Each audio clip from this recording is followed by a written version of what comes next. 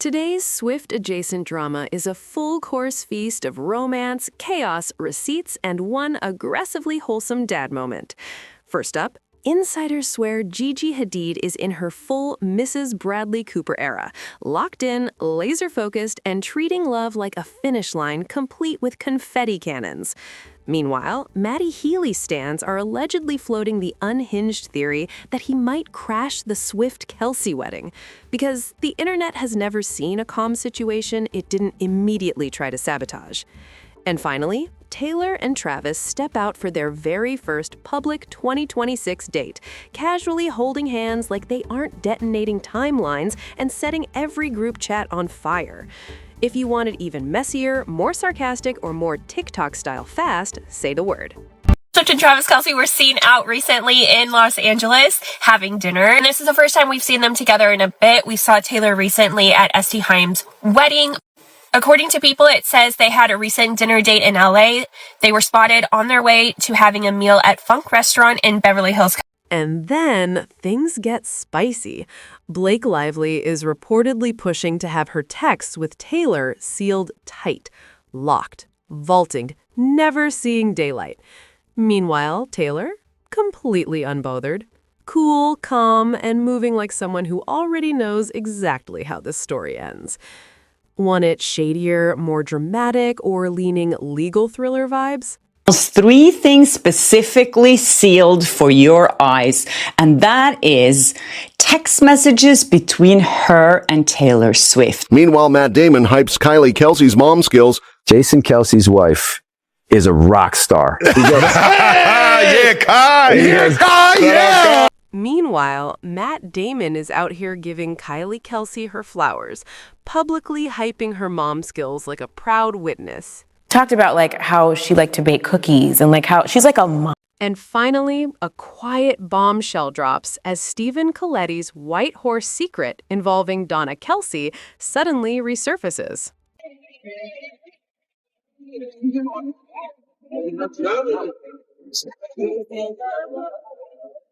Picture this. You're Gigi Hadid, you're basically a walking glossy magazine cover, genetically engineered for red carpets, and yet you're still doing exactly what the rest of us do, overthinking relationship timelines like it's an Olympic sport. The only difference? Instead of doom-scrolling engagement rings at 2 a.m., you're dating Bradley Cooper and mentally trying out your future last name. According to insiders, Gigi is deep in this is the one territory right now. Not casual vibes, not see where it goes energy. This is locked in, endgame, ring where you at behavior. The word floating around is that she's not just dating Bradley, she's already emotionally rehearsing life as Mrs. Bradley Cooper, which honestly sounds less like a name and more like a luxury fashion house. Apparently, their relationship kicked off around the same time her bestie Taylor Swift got together with Travis Kelce back in 2023. And ever since then, the comparison game has been comparing. No one's saying Gigi's keeping score, but insiders kind of are. Sources hint it hasn't been easy watching Taylor's romance hit the fast lane, while Gigi's feels more like a scenic route with a few unexpected roundabouts. She's genuinely happy for Taylor, truly, but she's human, and humans tend to notice when someone else's relationship is speed running toward the big question, while yours is still stretching and doing warm-ups. Allegedly, Gigi is anxiously waiting for Bradley to pop the question and is quietly determined to get to the aisle before Taylor does. Not to steal thunder, more like to have her own we did it moment without feeling like she showed up after the credits rolled. Meanwhile, Taylor is reportedly not in bridal battle mode at all. She's focused on planning her own wedding situation, which people fully expect to be massive, headline-making, and impossible to escape, because of course it will be. And if Gigi's proposal happens first, sources say Taylor would be genuinely hyped. No weirdness, no petty who wore it first energy, just two mega famous besties trying to time love in a world where everyone treats relationships like Amazon packages with delivery tracking. And then, because the internet cannot leave well enough alone, it decides to audition Matty Healy for the role of chaotic wild card at Taylor and Travis's wedding. It all starts with a cryptic repost, because of course it does. The caption is, let's call it aggressively spicy. And even though there's zero confirmation it's about Taylor, fans immediately start connecting dots like they're in a true crime documentary with no evidence and maximum confidence. Next thing you know, social media is joking that Matty should interrupt the wedding, not send a gift, not stay hydrated, full-on speak now energy, except messier and significantly less fairy tale. Some commenters hype him up like weddings are open mic nights, and he just needs to grab the microphone before the DJ hits the first dance. Swifties, meanwhile, are absolutely not having it. They descend like a highly trained emergency response team, dragging the idea as disrespectful, delusional, and wildly unserious. The consensus vibe? Absolutely not. Not today, not ever. Please log off. People also start clowning the entire concept, pointing out the audacity would be astronomical, especially considering Matty allegedly ghosted Taylor back in the day and is currently engaged himself. You can't RSVP maybe to a relationship and then try to RSVP main character at someone else's wedding. Pick a lane.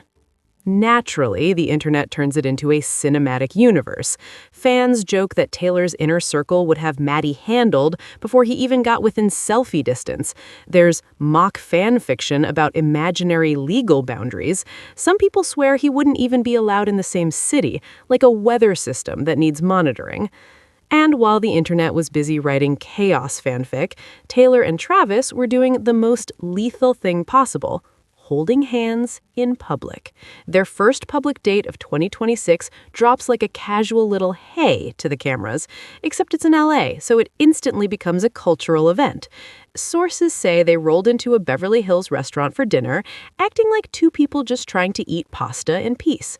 Unfortunately, peace is illegal when you're that famous. Naturally, the outfits get clocked. Taylor's in a gray blazer with a white skirt moment. Travis rocks a brown top with lighter pants.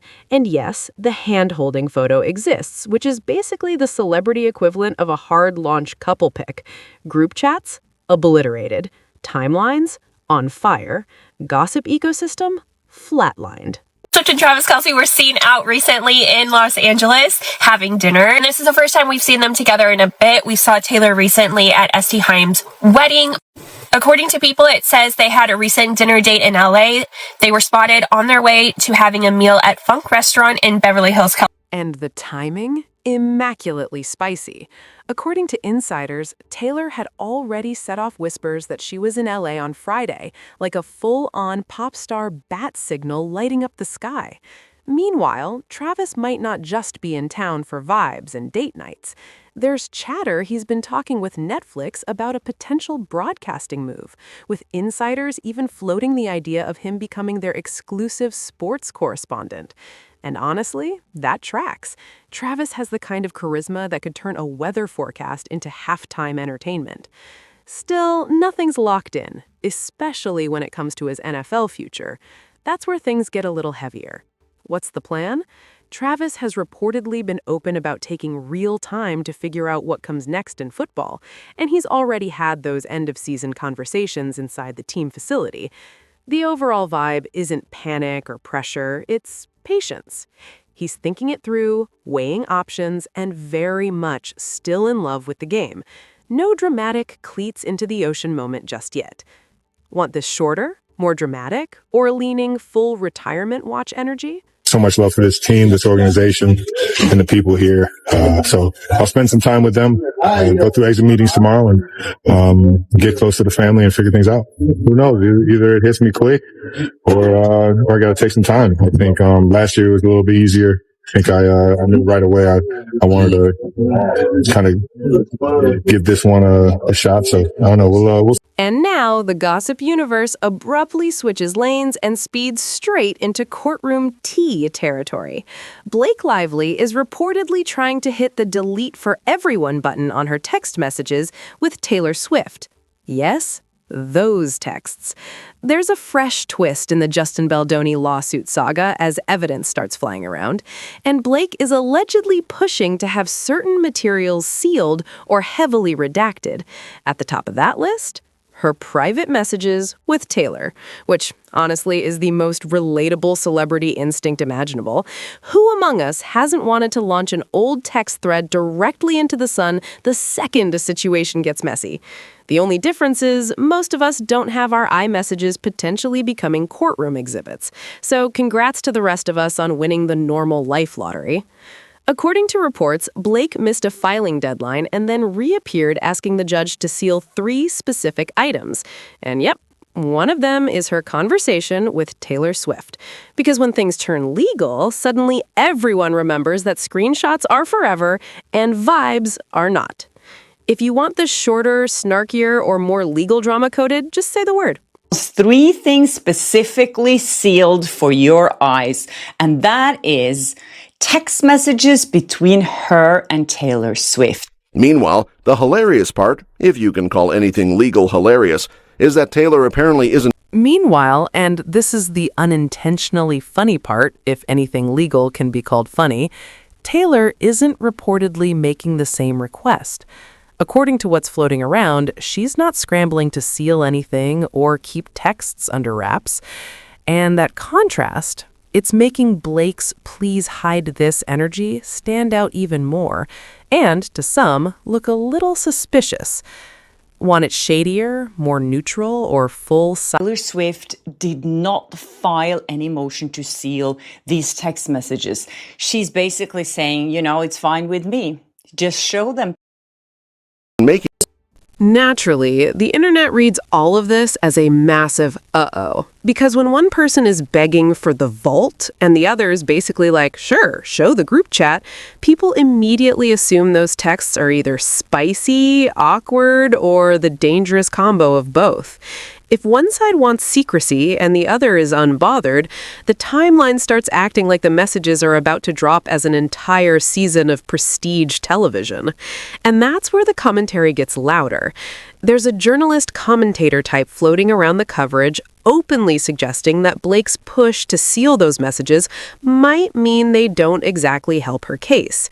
Not saying that's confirmed, but that's very much the vibe being pushed. The implication? The texts could make her look contradictory, or at least not fully aligned with the version of events she wants front and center in the lawsuit narrative. And Matt instantly laughs and waves the white flag, implying Jason is already deep in the trenches and beyond help. And honestly, fair. Because insiders remind us that Jason and Kylie have 4 tiny humans under the age of 6, which is less family and more an extremely adorable stampede.